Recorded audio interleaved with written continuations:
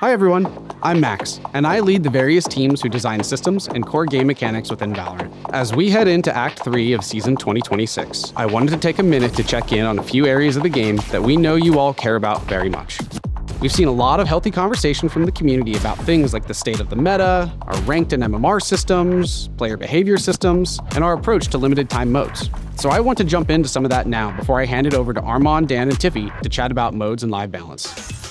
First things first, the competitive experience. Our goal is straightforward. Your rank should be a clear reflection of your skill, and the journey to get there should feel fair.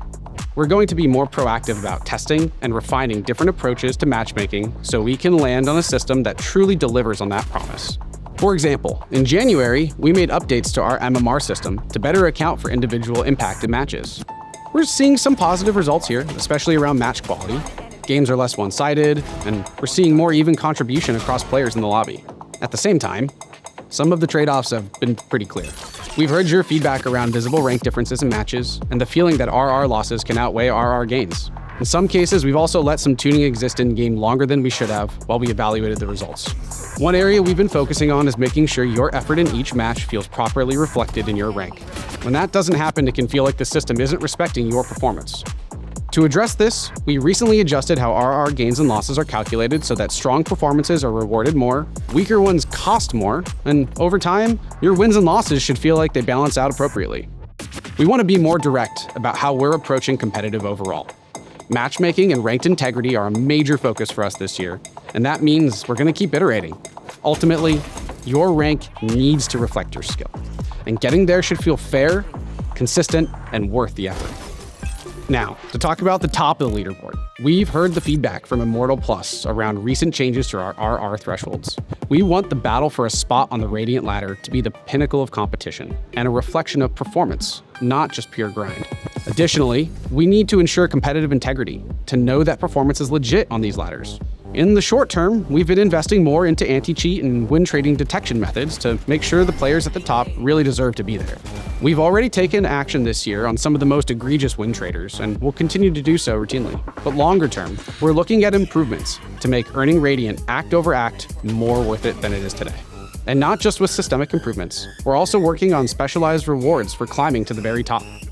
All right, now speaking of rewards, let's talk about ranked rewards for all players. I'm happy to confirm that the V26 Act 3 and Act 6 ranked gun buddies this year will be the last time a gun buddy is your primary reward. And in 2027, you won't need to wait until Act 3 to get your new reward.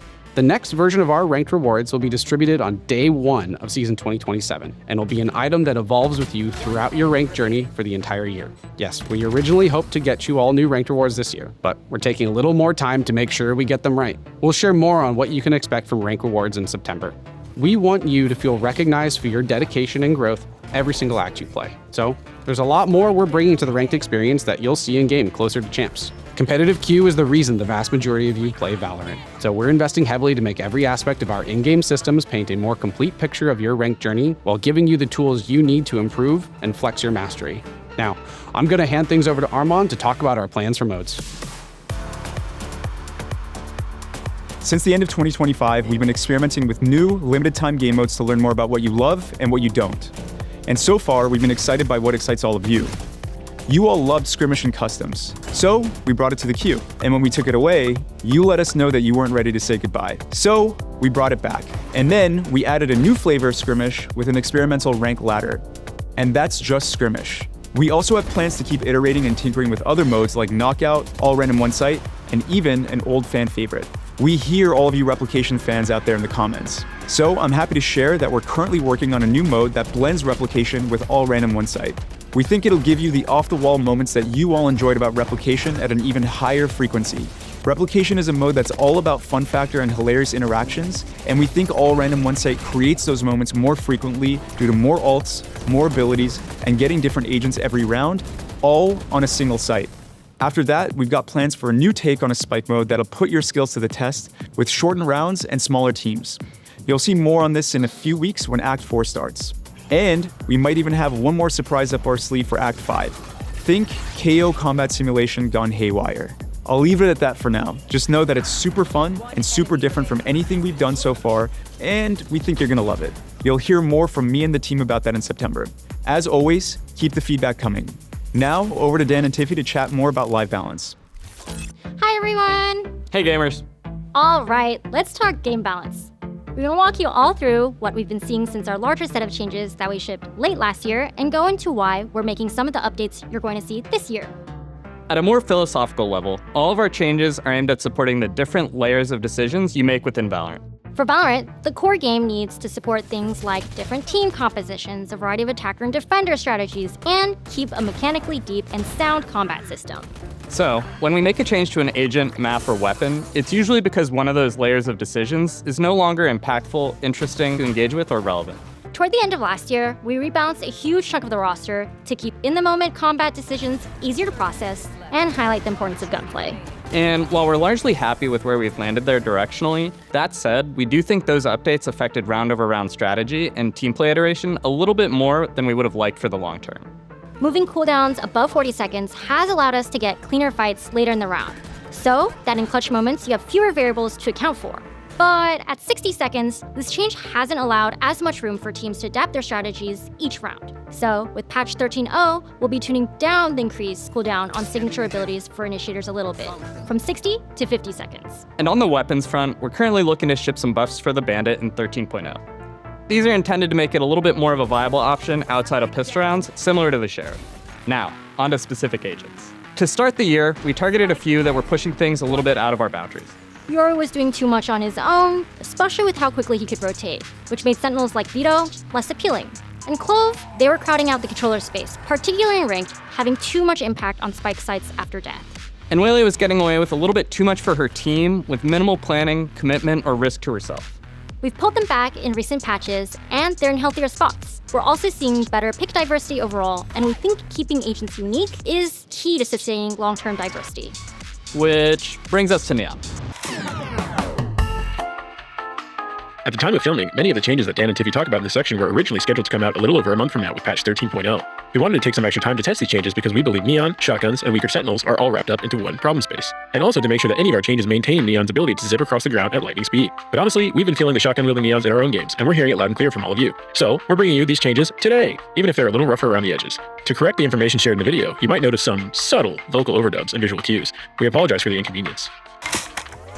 We've seen a lot of talk and discussion about Neon lately, and while we agree Neon can be hard to deal with and frustrating at times, we also know that not everyone in the game is able to lock in with her and turn into Danby. We think Neon's role in breaking timings and creating pressure is correct, but right now, her movement and evasiveness push too far in our combat space.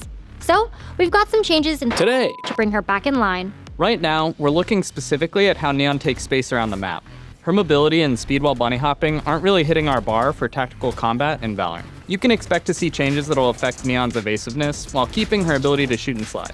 We're mostly just looking to add some additional counterplay for Neon's opponents. In addition to this, we're also shipping some changes to shotguns Today, that target their effectiveness while moving and jumping. So you'll have to work a little harder to pull off those kinds of kills versus playing with them defensively and hunkering down.